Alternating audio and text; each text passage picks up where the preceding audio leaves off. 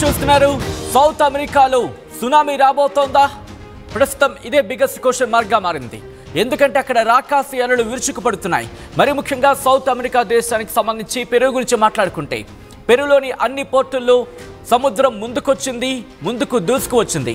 ఈ నేపథ్యంలో దాదాపుగా అన్ని పోర్టుల్లో కూడా అన్నిటినీ నిలిపివేశారు. అక్కడ కార్యక్రమాలని, దాంతోపాటు అక్కడ జరిగే పనులు నిలిపివేశారు. విజువల్స్ మీరు చూస్తున్నారు. పెరులోని అన్ని పోర్టుల్లో ప్రమాద హెచ్చరికలు జారీ చేశారు. దాదాపుగా 13 అడుగుల ఎత్తుకు ఎగసిపడుతున్నాయి అలలు. దీంతో పెరులో 100కు పైగా పోర్టులను మూసేశారు. అలల ధాటికి వందలాది బోట్లు కొట్టుకుపోతున్న విజువల్స్ మీరు చూస్తున్నారు. ఒకసారి మీరు చూడొచ్చు, అదిగో ఆ విజువల్స్ మీరు చూడొచ్చు. అలల ధాటికి ఏ స్థాయిలో ఇటు పడవలు ముందుకు కొట్టుకు వస్తున్నాయో. దీంతో అక్కడ టూరిస్టులు కావచ్చు, లేకపోతే అక్కడ పర్యాటకాన్ని కావచ్చు, పూర్తిగా నిలిపివేశారు. మరియు ముఖ్యంగా పోర్టులు, ఒకసారి అక్కడ ఆహాకారాలు చూసే ప్రయత్నం చేద్దాం, ఎందుకు అంత తీవ్రత ఉంది అనేది.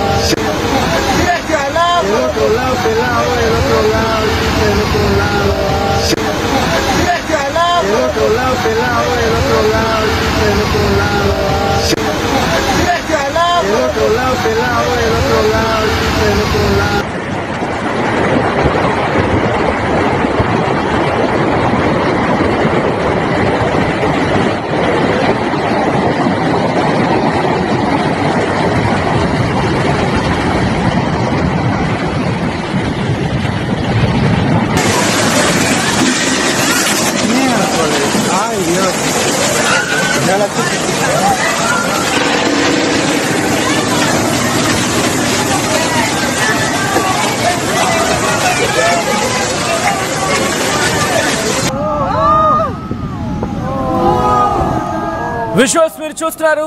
అక్కడ హాహాకారాలే చెబుతున్నాయి. అక్కడ పరిస్థితిని అద్దం పడుతున్నాయి. మరి ముఖ్యంగా కొన్ని వందల మీటర్లు ముందుకు వచ్చేసింది సముద్రం. దాంతోపాటు 13 అడుగుల ఎత్తులో ఆ రాకాసి కెరటాలు ఎగసి పడుతూ ఉండడంతో అక్కడికి వెళ్తున్న మత్స్యకారులు కావచ్చు, లేకపోతే అక్కడ కార్యక్రమాలకు పనులకు వెళ్తున్న వాళ్ళందరూ కూడా ఒక్కసారిగా షాక్ గురయ్యారు. కొంతమంది అయితే తమ బోటును అక్కడికక్కడే వదిలేసి ఇటు సముద్రం నుంచి దూకేసి తమ ప్రాణాలను కాపాడుకునే ప్రయత్నం చేస్తున్నారు. విజువల్స్ మీరు చూస్తున్నారు. ఒక్కసారిగా వాళ్ళందరూ షాక్కి గురయ్యారు. ఒక్కసారిగా ఆహాకారాలు పెట్టడం మొదలుపెట్టారు.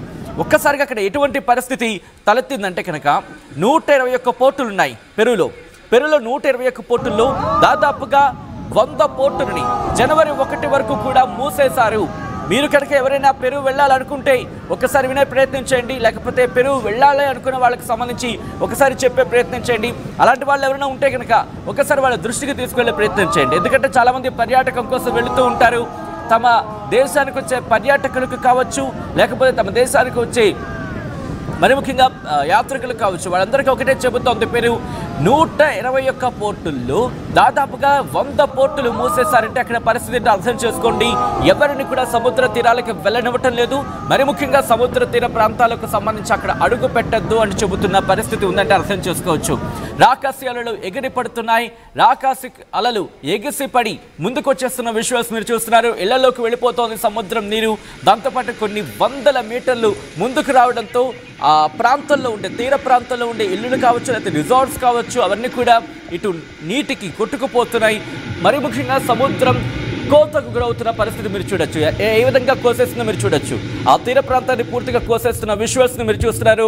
దాదాపు 13 అడుగుల ఎత్తులో, 1 కాదు 2 కాదు 13 అడుగుల ఎత్తులో రాకాసి అలలు ఎగసి పడుతున్న నేపథ్యంలో ఒకసారి ఆ 4 బాక్సెస్లో మీరు చూస్తున్నారు పెరులో ఎటువంటి పరిస్థితి ఉందనేది. వందలాది బోట్లు ధ్వంసమవుతున్నాయి. దీంతో ముందు జాగ్రత్త చర్యగా బీచ్లు కావచ్చు, పోర్టులు కావచ్చు మూసేసింది పెరు దేశం.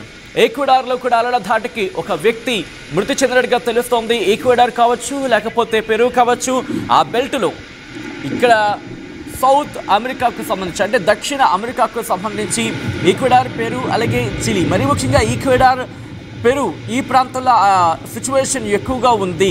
రాకాసి అలలు ఎగసి పడుతున్నాయి. మరి ముఖ్యంగా ఈ ప్రభావం జనవరి 1 వరకు ఉండే అవకాశం ఉందంటూ కూడా పెరు ప్రభుత్వం అంచనా వేయడం జరుగుతోంది. ఆయా దేశాలకు సంబంధించిన రక్షణ శాఖలు కూడా అప్రమత్తం అయిన పరిస్థితి. మరి ముఖ్యంగా అంశానికి సంబంధించి అక్కడ ఏజెన్సీ ఏం చెప్తుందంటే కనుక మాంటా ఫైర్ డిపార్ట్మెంట్ అక్కడికి వెళ్ళడం జరిగింది. ఒక మృతదేహాన్ని గుర్తించడం జరిగింది. బార్బరస్ పిలో సెక్టార్కి సంబంధించి అంటే పెరు పక్కన ఉన్న ప్రాంతం ఈక్వెడార్కి సంబంధించి ఈక్వెడార్లో ఒక మృతదేహాన్ని గుర్తించడం జరిగిందంటూ కూడా చెప్పిన పరిస్థితి. ఒక్కసారి అక్కడ ఎటువంటి పరిస్థితి ఉందో చూద్దాం.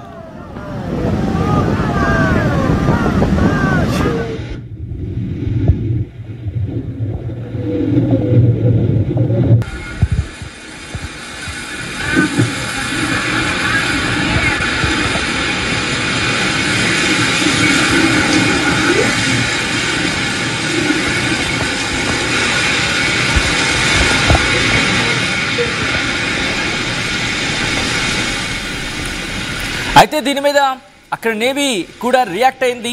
నేవీ కెప్టెన్ రియాక్ట్ అయిన పరిస్థితి. వాళ్ళు ఏమంటున్నారు కనుక ఈ అలలు యునైటెడ్ స్టేట్స్ తీరంలో పెరు నుండి కొన్ని వేల కిలోమీటర్ల దూరంలో నుంచి ఉత్పన్నమవుతున్నాయంటూ కూడా వాళ్ళు చెప్తున్న పరిస్థితి ఉంది. నేవీ కెప్టెన్ ఎన్రిక్ వరియా ఆయన మీడియాతో మాట్లాడుతూ ఈ అంశానికి సంబంధించి చెప్పుకొచ్చారు. ఈ అలలు యునైటెడ్ స్టేట్స్ తీరంలో పెరు నుంచి కొన్ని వేల కిలోమీటర్ల దూరం నుంచి ఉత్పన్నమయ్యాయి, అక్కడి నుంచే ప్రారంభమయ్యాయి అనేది వాళ్ళు చెబుతున్న మాట. దీని ప్రభావంతోనే దాదాపు 13 అడుగుల ఎత్తులో ఎగసి పడుతున్నట్టు అర్థం చేసుకోండి ఏ స్థాయిలో ఉంది అనేది. అయితే దీనికి కారణం ఏంటి? ఎందుకు పుట్టుకొచ్చింది, ఎలా పుట్టుకొచ్చింది, ఏ విధంగా వచ్చింది, ఎన్ని రోజులు దీని ఇంపాక్ట్ ఉండే అవకాశం ఉంది, ఇంకా కంటిన్యూ అవకాశాలు ఉన్నాయా, వీటి మీద ఈక్వెడార్ కావచ్చు, అట్ ద సేమ్ టైం పెరుకు సంబంధించిన ప్రభుత్వాలు కావచ్చు అక్కడ వీటిని అంచనా వేయడం జరుగుతోంది. పరిస్థితిని క్షుణ్ణంగా పరిశీలించడం జరుగుతోంది. మరి ముఖ్యంగా జూన్ జూలై ప్రాంతంలో ఒకసారి ఇటువంటి సిచ్యువేషనే మనం వినడం జరిగింది అక్కడ ఎర్త్క్వేక్ నేపథ్యంలో.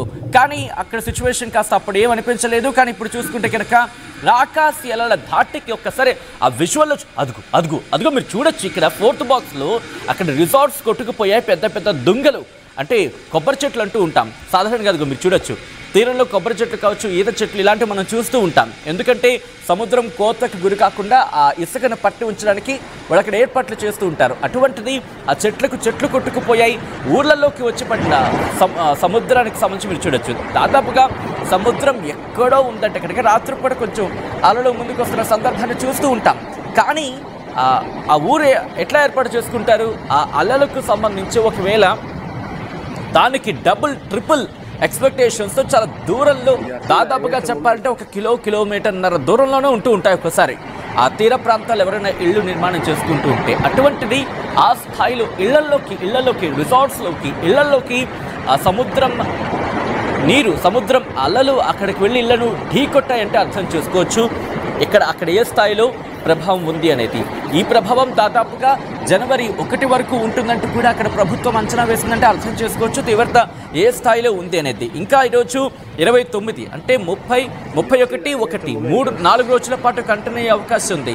కానీ ఇక్కడ ఆసక్తికరంగా ఏంటంటే అసలు ఎందుకు ఇటువంటి ప్రమాదం జరిగింది, లేకపోతే ఎందుకు ఇలా సముద్రం ఉన్నట్టుండి ఒక్కసారిగా ముందుకు వచ్చేసింది మీకేమనిపిస్తూ ఉంది? ఎందుకంటే ఒక భూకంపం లేదు, లేకపోతే అక్కడ అటువంటి పరిస్థితులు లేవు, ఆ తీర ప్రాంతాలు అటువంటి సిచ్యువేషన్ ఎక్కడ లేదు, సినారియో ఎక్కడ కనిపించలేదు.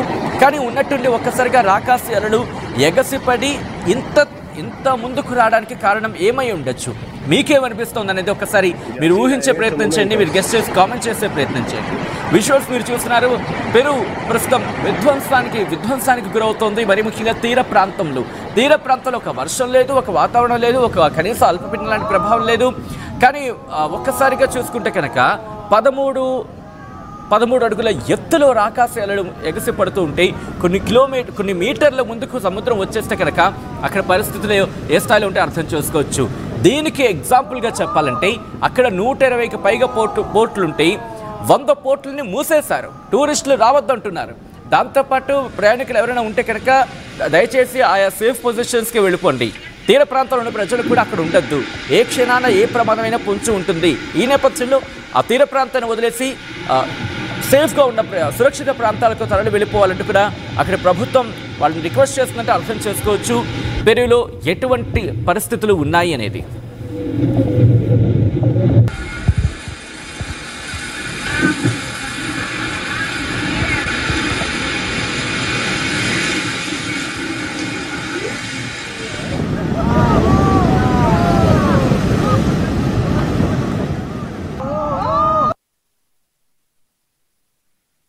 ఆర్టీవీ యాప్ వార్తల్ని క్షణాల్లో చదివే అవకాశం ఉంటుంది. ఒక న్యూస్ పేపర్, ఒక టెలివిజన్ ఛానల్ మీ చేతుల్లో ఎప్పుడూ ఉంటాయి.